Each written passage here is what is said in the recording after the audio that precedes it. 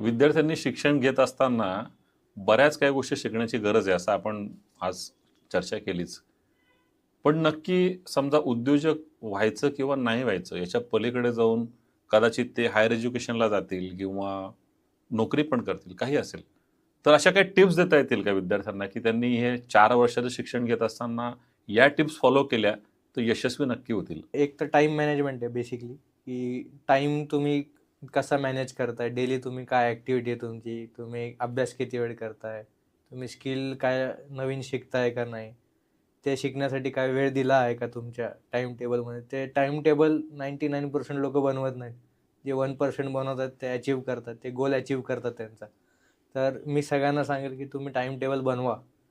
तुमचा काय रुटीन आहे तो सेट करा.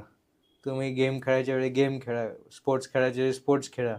बाहेर फिरायचं तर फिरा, पण फ्रीली करा विदाऊट अ गिल्ट आणि करताना 100% द्या कुठल्याही गोष्टीला.